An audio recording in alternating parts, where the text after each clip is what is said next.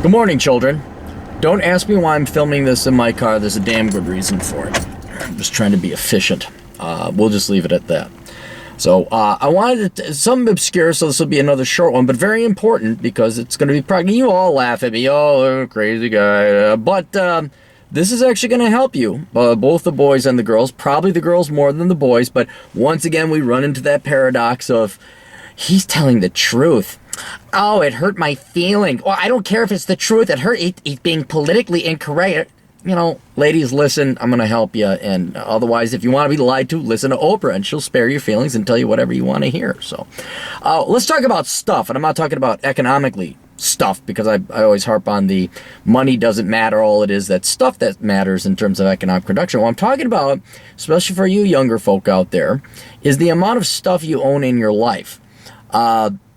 And how that affects your finances. Now, directly speaking, how it affects your finances is the more stuff you have, the more square footage you need to rent or to buy to house this stuff. And if you really think about what you need to survive and get by, and I'm not talking post-apocalyptic survival, you need an assault rifle and some iodine pills. I'm talking, you're going to college, you're starting off as a bachelor or bachelorette. You really don't need that much stuff. And the reason why you also want to focus on this is not just because more stuff means you have to have more square footage, which means you increase your rent, is you're going to find, as you're in your late teens and early 20s, and maybe even your 30s, you're going to move a lot, especially if you're kind of a career go-getting type of individual and you're going to move and travel wherever your employer tells you to, or you're willing to take jobs anywhere. You're going to find out that moving is a pain in the ass. And again, allow me a little bit of politically incorrect assumption here. Girls don't have to worry about this because they just, can someone come help me move? And then, you have all your beta orbiters come by and help you move for free. So, but in general, though, it's a pain in the ass to move. You don't want to move a lot of stuff. Now, learn from my mistakes. I don't make this up out of the blue. I'm telling you, so you have an easier life than me and many other people before me. I haven't even moved that much. I have moved a handful of times. And after moving and realizing just what a pain in the ass it is and having all this stuff, I've gotten rid of about 75% of my stuff. Now, you don't have to take it from me. You can talk to anyone, talk to older people. You want to learn from other people's mistakes and not make their mistakes and have a more efficient and productive and happier life. Talk to older people. Find out, and if they're intellectually honest, they'll tell you what their mistakes was. Most of the, primarily guys, but women as well, most of the guys I've talked to who are older than me envy the fact that before I moved out to Wyoming, I got rid of 75% of my stuff.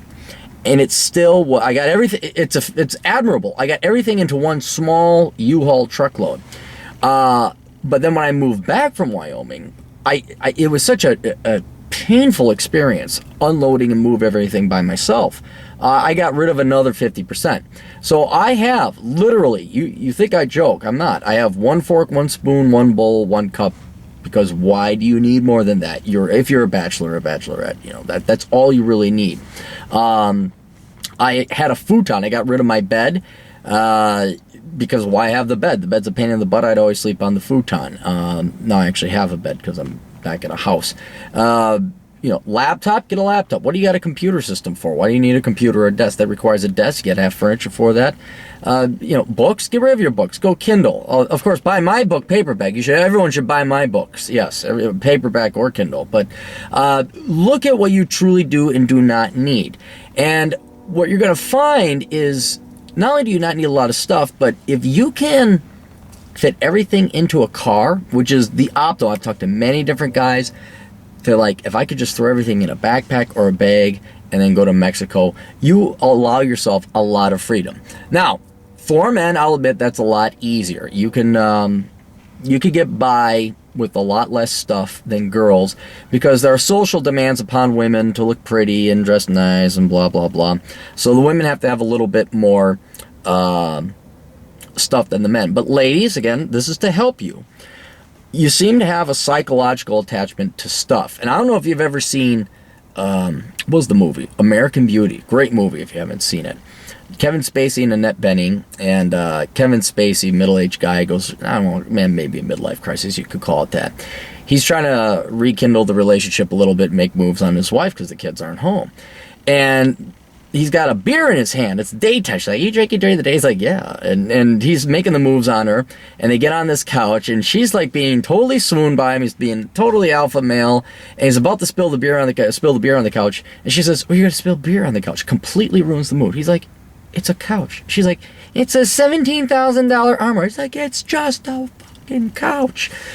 And ladies, you got to realize that all it is stuff. It really doesn't matter. I know, this is not speaking to any one individual woman in my life in case they're watching. I'm not talking. If you think I'm talking about you, I'm not. I'm talking about a lot of women. Y'all got too much fucking shit. And it really drives the guys nuts. And I know you don't live your life for men. I know. I know. I got the feminist memo my entire life from the 60s, or not the 60s, from the 70s on. We know you don't care. So, but if you do actually care about the guys and how you're perceived, you don't want to risk that fringe of being perceived as a hoarder. And you got to realize, if you are emotionally attached to your stuff, or you psychologically think that there's going to be a use for all this stuff, and you're starting to, I know the economic rationale for, well, there could be a use for this, or it has value. Yes, it does, but think about cumulatively how much that stuff increases the amount of space you need to rent, and how much that increases your monthly costs. And what you'll see is that, yes, I understand clothes, makeup, shoes, girls like shoes. And hey, I am pro shoes. Go with the heels. You're not going to find a guy that complains about shoes. We like it when you girls dress up. Men do not complain if the girl has a walk-in closet. That's fine. The girls are different than guys. And, we like to complain about how women don't want to be treated the exact same as men, and we want women, we don't want men. This is part of being women. But this goes beyond those feminist eccentricities and qualities.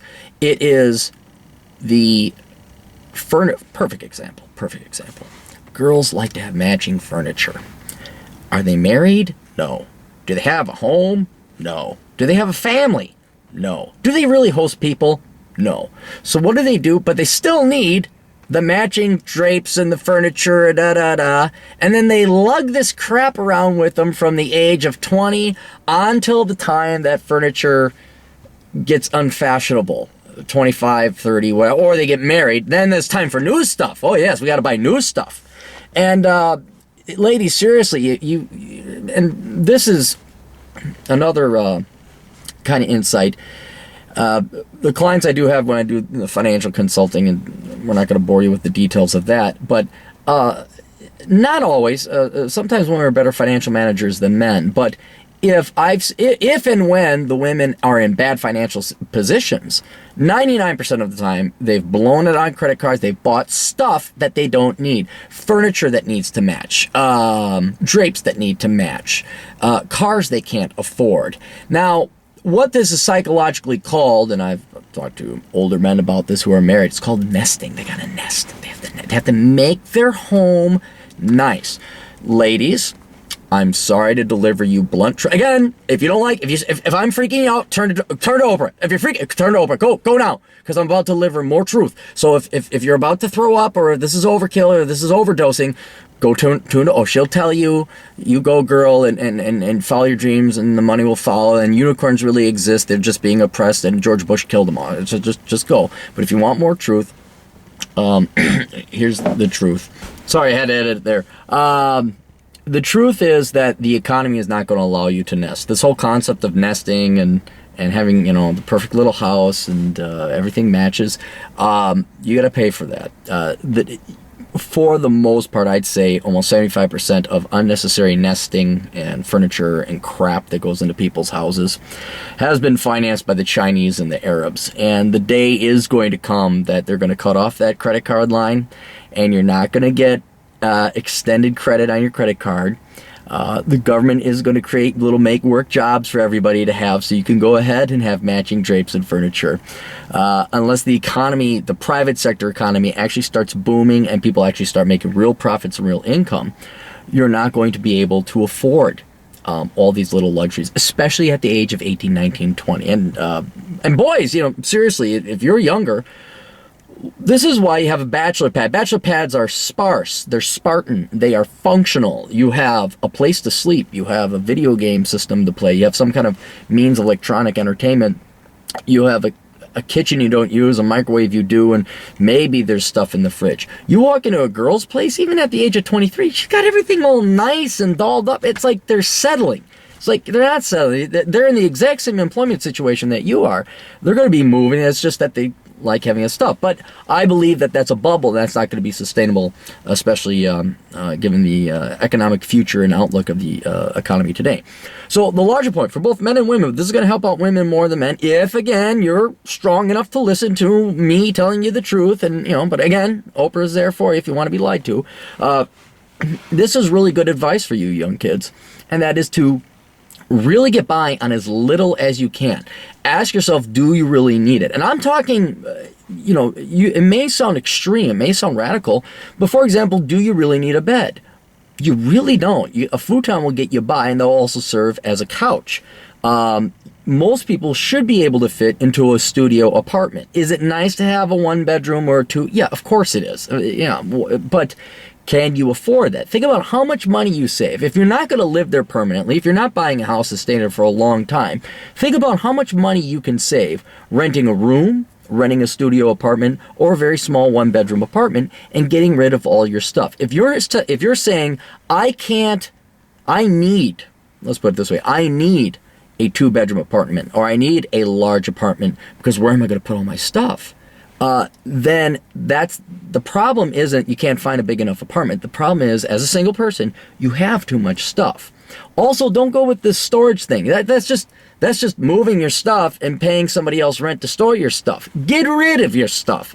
That's the key thing. Save your money on rent. If you're going to look at it, aside from tuition and if you're going to college, your single biggest expense as a youth meaning 20-something, late teens, is going to be your rent. So be smart. Until you're going to go and buy a house, start a family, or find a place that you really like, like I can see myself living here for the rest of my days, or at least 10, 20 years, then maybe buy the stuff.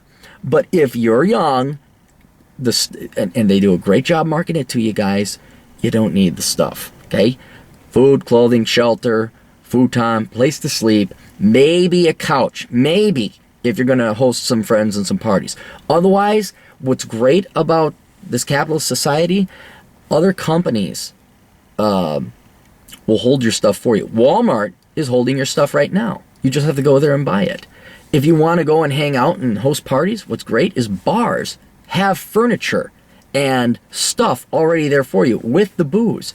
There's no reason for you to pay an extra $200 to $300 a month rent to house stuff that you use every once in a while. So hopefully this little bit of financial advice will help you kids, and we'll talk to you. Oh, and buy Worthless. You keep emailing me. What should I major? And I sent in the previous video I did, I said, don't ask me what to major in. Go buy the book. So buy the book. Everyone keeps saying, what should I major in? Go buy Worthless.